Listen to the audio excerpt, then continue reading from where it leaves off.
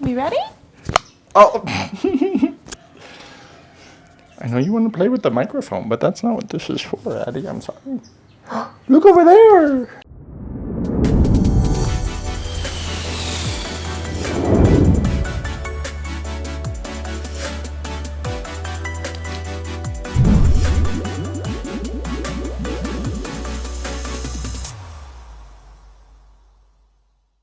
Hi everybody! Hi everyone! Long time no see. Sorry it has been such a long time since our last update. We have been very busy in the McGuire household and want to catch you guys up on what life looks like for us, what the past 6 months or so have been like for us, and what our plans are moving forward.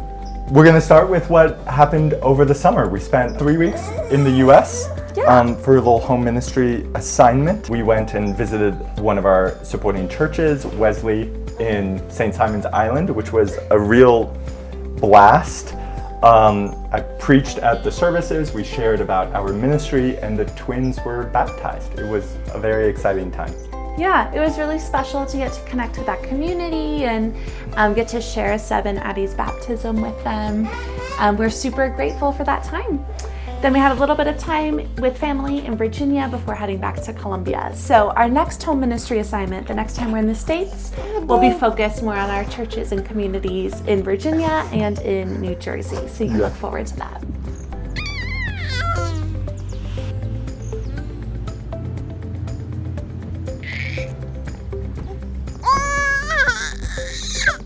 I also have been, since we came back to Columbia, I've been able to start my ministry here in Columbia. Just as a reminder, I'm a physical therapist and I have always felt a calling for working with children with disabilities. And so I've connected with a family here in Columbia. They're an indigenous family of the Mbera group who are refugees from a part of the country that was overtaken by violence. So they arrived to the city 3.5 years ago with nothing. And they have a child with very severe cerebral palsy who's never had access to therapy or to really medical services.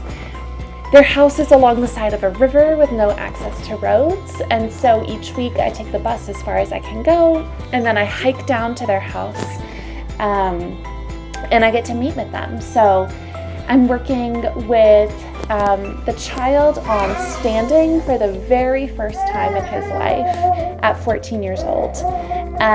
But I'm also able to just spend a few hours there every week talking to mom, talking to the siblings, getting to hear their story. And it's really beautiful to see the way that God is using physical therapy as a door to talk about faith, about who the Lord is, about how He cares for us and those with disabilities.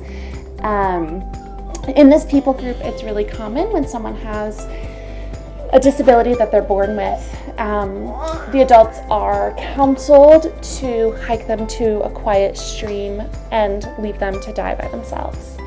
And the fact that mom decided that she was going to fight for her child and keep her child means that she was ostracized from a lot of her friends and family who tell her that she's brought a spiritual curse upon her entire family and that it was actually quite selfish for her to save her child. And so I get to sit with her and just be an encouragement to her, letting her know that she is strong and she is brave and she is absolutely doing the right thing and that she has people in her corner.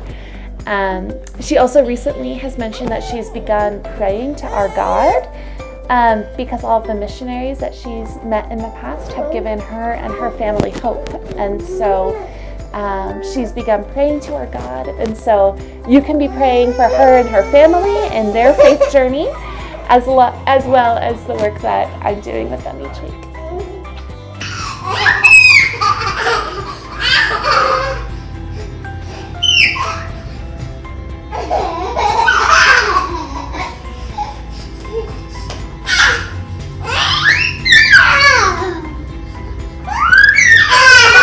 My ministry has been also really great and really busy. You may remember last semester I was teaching 2 courses.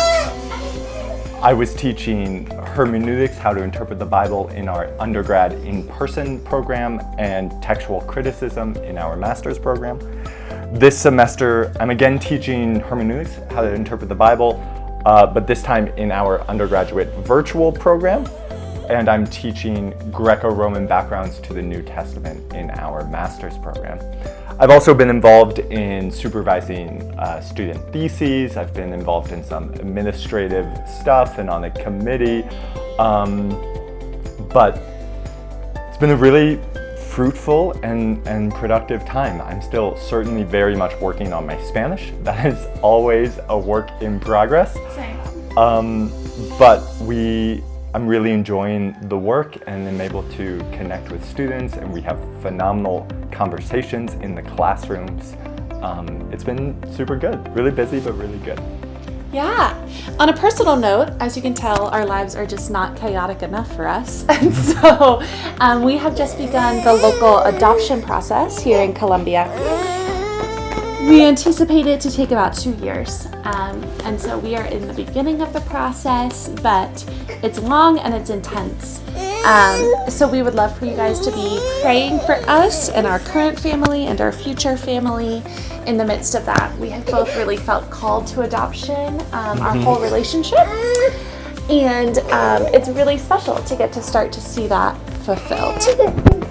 Yeah, we're really excited. So far, we've had one conversation, we've been turning in paperwork, but over the next year, we have a series of full-day workshops. We have a bunch of meetings with social workers and psychologists and lawyers and et cetera, et cetera. So be praying for us, be praying for all the paperwork, be praying for, that entire process. We're really excited about it, but it'll be a journey.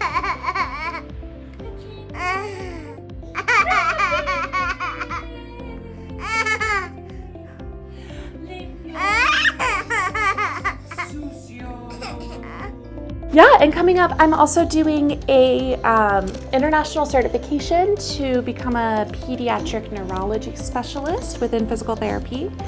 And so that is a hybrid program where I have intensive classes online, but then I also will be spending 2 weeks in Lima, Peru, both in October and another 2 weeks in January to complete that certification. So please be praying for our family, as it'll be my first extended time away from Sebastian and Elena. I think the final update is that a little over a week ago, Sebastian and Adelena had their first birthday and turned 1 year old. It has been, an absolutely crazy year, but so delightful to be with these two kids and to see them, and to see them grow and develop into the people that they are. And I think we will end this update by giving you, some video clips of Sebastian and Adelena over the past 6 months. Bye. See y'all soon.